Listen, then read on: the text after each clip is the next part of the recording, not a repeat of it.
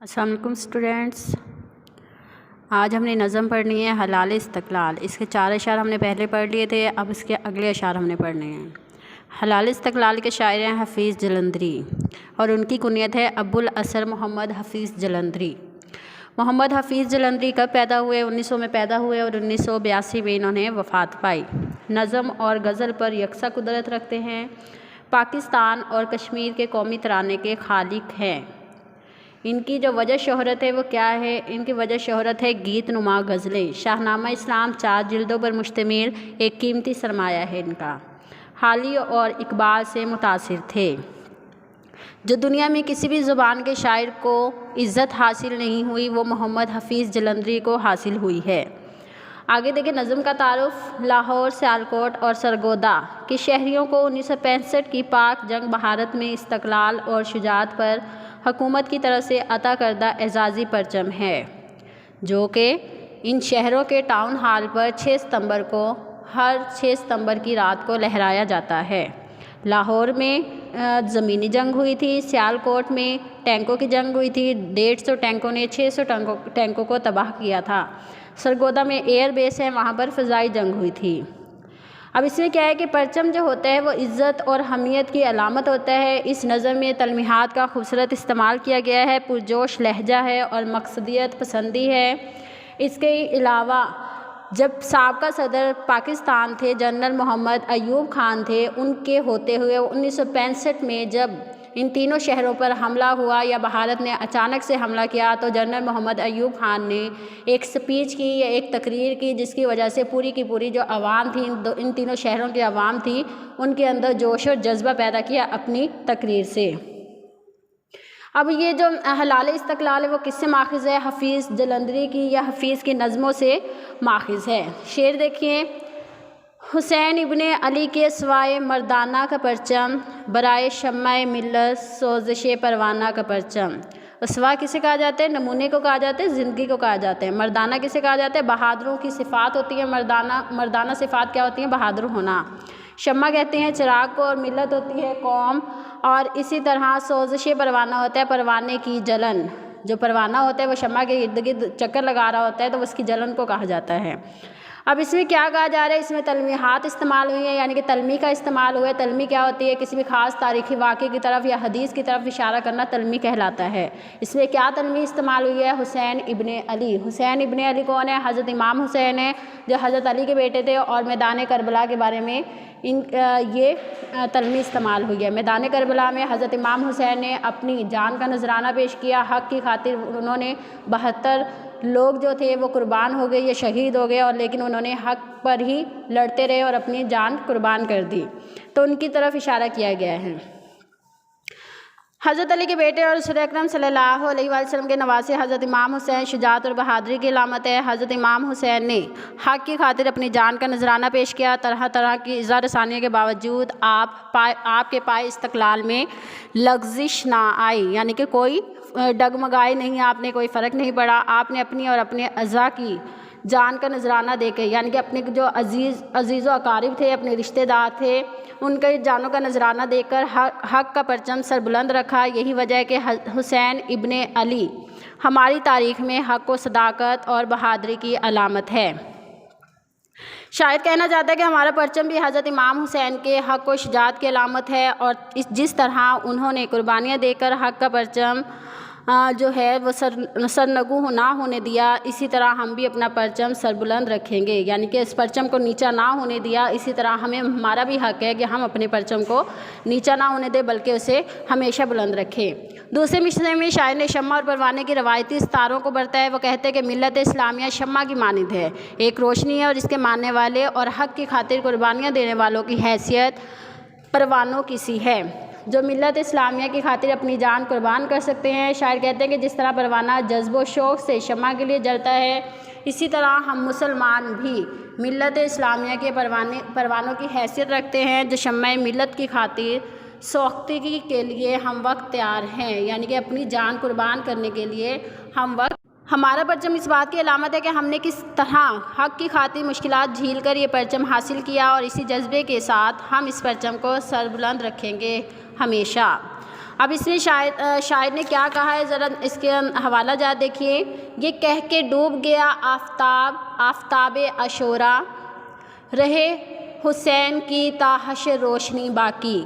اب اس میں یوم عاشوراء کی طرف اشارہ ہے کہ 10 محرم اور حرام کو جب حضرت امام حسین یزیدیوں کے ساتھ جنگ ہوئی تھی تو اس واقعے کی طرف اشارہ ہے. دوسرا شعر دیکھیے. اے عرض پاک تیری حرمت پر کٹ مرے ہم، اے عرض پاک تیری حرمت پہ کٹ مرے ہم، ہے خون تیری رگوں میں اب تک رواں ہمارا. یہ اپنے وطن سے محبت کا اظہار کیا جا رہا ہے اس شعر میں. اگلا 5واں شعر دیکھیے. محمد ابن قاسم کے صحاب جود کا پرچم، یہ طارق کا، صلاح الدین کا، محمود کا پرچم. اب اس میں کیا ہے، اس میں 4 تلمیحات کا استعمال ہوا ہے. محمد ابن قاسم، طارق کا، صلاح الدین ایوبی کا، اور اس کے بعد سلطان محمود غزنوی کا. اب جو محمد بن قاسم تھا وہ کون تھا؟ اب جب آپ کو تلمیحات آ جائے تو تشریح میں آپ سب سے پہلے کیا کرو گے، ان تلمیحات کے بارے میں تھوڑا تھوڑا واقعہ لکھو گے. پہلے اس کا مفہوم دیکھ لیں. یہ محمد بن قاسم کی سخاوت کا پرچم ہے. یہی پرچم طارق بن زیاد، صلاح الدین ایوبی اور محمود غزنوی کے عظیم کارناموں کا پرچم ہے. اب اس میں جو تلمیحات استعمال ہوئی ہیں، سب سے پہلی تلمیح ہے محمد ابن قاسم. یہ کیا ہے کہ محمد ابن قاسم 1712 میں دیبل کو فتح کیا. دیبل کو فتح کیا یعنی کہ جو کراچی کا پرانا نام ہے اسے کہا جاتا ہے کہ راجہ دہر کی حکومت تھی، وہ ڈاکو تھا، سب سے بڑا ڈاکو تھا. سمندری جہاز جو تھا مسلمانوں کا وہ حج کے لیے آ رہا تھا، جس میں عورتیں بھی شامل تھیں، بچے بھی شامل تھے اور ان کا ساز و سامان بھی شامل تھا، جسے راجہ دہر کے ڈاکوؤں نے لوٹ لیا تھا. اب جب انہوں نے لوٹ لیا تو مسلمانوں کو خبر ہوئی کہ یہ جو ہمارا جہاز ہے وہ راجہ دہر کے ڈاکوؤں نے لوٹ لیا ہے. تو انہوں نے راجہ دہر کو خط لکھا کہ آپ ہمارا مال و اسباب اور اس کے علاوہ ہمارے عورتیں اور بچے واپس کر دیں. تو اس نے کہا کہ یہ جو ڈاکو ہیں یہ میری بات نہیں سنتے، اگر تم میں ہمت ہے تو تم آ کے ان سے یہ لے لو، اپنا جہاز جو ہے وہ واپس لے لو. تو اس کی وجہ سے محمد ابن قاسم جو تھا وہ وہاں پر آیا اور اس نے دیبل کو فتح کیا اور اس کے علاوہ راجہ دہر کو شکست دی. لیکن راجہ دہر کے جو غلام تھے، جو لوگ تھے جو ہندو پرست تھے، یعنی کہ ہندوؤں کو پسند نہیں کرتے تھے، تو وہ اس کے حسن سلوک کی وجہ سے متاثر ہو کر مسلمان ہو گئے. آگے آ جاتے ہیں طارق بن زیاد. طارق بن زیاد کون تھا؟ جنہوں نے اندلس فتح کیا تھا. درمیان میں سمندر پڑتا تھا، یعنی کہ جو اندلس تھا اس کے درمیان میں سمندر پڑتا تھا، تو وہ یہ سمجھتے تھے کہ یہاں پر کوئی نہیں آ جا سکتا. تو وہ کہتے تھے کہ یہاں کوئی آ ہی نہیں سکتا، ساری کشتیاں جلا دی. یعنی کہ جب طارق بن زیاد اندلس کا فتح کرنے کے لیے گئے تو انہوں نے کیا کیا کہ ساری کی ساری کشتیاں جلا دی. ان کے جو سپاہی تھے ان میں سے ایک نے کہا کہ یہ کشتیاں یہیں پر لنگر رہنے دو، اگر ہم جنگ میں ہار جاتے ہیں یا گھبرا جاتے ہیں تو خوف کی وجہ سے ہم ان میں سوار ہو کر واپس چلے جائیں گے. تو طارق بن زیاد نے کیا کیا کہ وہ تمام کی تمام کشتیاں جو تھیں وہ ساری کی ساری جلا دی اور کہا کہ میں نے یہ کشتیاں اس لیے جلائی ہیں کہ کوئی میری جو سپاہی ہیں وہ خوف کی وجہ سے گھبرا کر واپس نہ جا سکے. اس کے بعد جو ہے انہوں نے کہا کہ جو ہم غیر کی زمین پر آئے ہوئے ہیں اور ہمارا کوئی بھروسہ نہیں یا غیر کا کوئی بھروسہ نہیں، وہ ہمیں مار دے یا کچھ کر لے. تو آپ نے اپنی تلوار نکالی اور کہا کہ زمین بھی اللہ تعالیٰ کی ہے اور ہم بھی اللہ تعالیٰ کے ہیں، تو ہم کس کی زمین پر آئے ہوں؟ ہم اللہ تعالیٰ کی زمین پر آئے ہوں، کسی غیر کی زمین پر نہیں آئے ہوئے. اس کے بعد آ جاتا ہے صلاح الدین ایوبی. صلاح الدین ایوبی کون تھا؟ عیسائیوں کے پاس جو بیت المقدس تھا اسے فتح کیا تھا. جو بیت المقدس تھا جو پہلے عیسائیوں کے پاس تھا اس کے بعد وہ مسلمانوں کے پاس آ گیا، لیکن اب پھر یہ یہودیوں کے پاس چلا گیا ہے بیت المقدس. اور یہودی یا مسلمان یہ سوچ رہے ہیں کہ کوئی صلاح الدین ایوبی آئے اور وہ ہمیں بیت المقدس کو فتح کر کے مسلمانوں کے حوالے کرے. اب چوتھا جو ہے وہ کون تھا؟ سلطان محمود غزنوی تھا. ٹھیک ہے، سلطان محمود غزنوی نے کیا کیے کہ 17 حملے کیے، در بے در کیے اور ہندوستان کو فتح کر لیا. فاتح ہندوستان کہلائے. انہوں نے یہ سب کچھ اپنی ذاتی اقتدار کے لیے نہیں کیا بلکہ اللہ تعالیٰ کا بول بالا کرنے کے لیے کیا. ایک سومناتھ کا ایک مندر تھا، ان میں بتوں کو توڑنے کے لیے گئے تو انہوں نے کہا کہ ہمارے بتوں کے بدلے میں ہم سے سونا چاندی لے لو، یعنی کہ جو بت ہیں انہیں تول کر ان کے برابر سونا چاندی لے لو.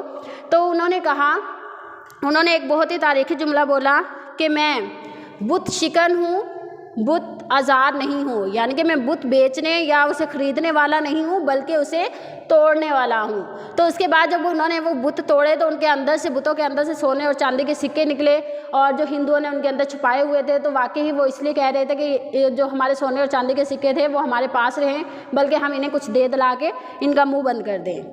اب اس میں کیا ہے کہ شاید جو میں نے اتنی بڑی آپ لوگوں کو بتائی ہے تو تلمیحات کا مطلب ہوتا ہے، یعنی کہ ہم نے اس کا تھوڑا تھوڑا واقعہ لکھنا ہوتا ہے تبھی تشریح بنتی ہے، ٹھیک ہے۔ ہم بھی ان عظیم انسانوں کی طرح اپنے پرچم کا سر بلند رکھیں گے، حق کو زیادہ سے زیادہ پھیلائیں گے اور حق کو باطل کو ختم کر دیں گے، یعنی کہ باطل کو ختم کر دیں گے۔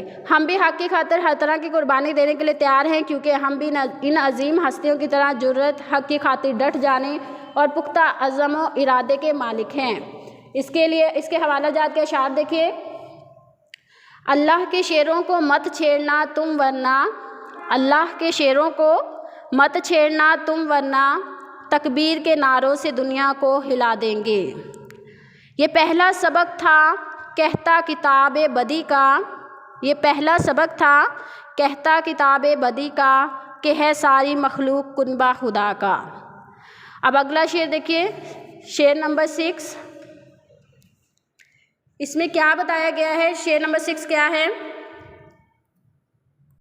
چلو بیٹا اب ہمارا یہ 5 اشعار ہو گئے ہیں، 5 اشعار ہو گئے ہیں۔ آگے جو ہمارے 2 اشعار رہ گئے وہ ہم کل پڑھیں گے، اور آپ لوگوں نے اسے یاد کرنا ہے اور اچھے طریقے سے یاد کرنا ہے۔ جو آپ لوگوں کو سمجھنا ہے وہ آپ مجھ سے پوچھ لینا، ٹھیک ہے بیٹا؟ اللہ حافظ۔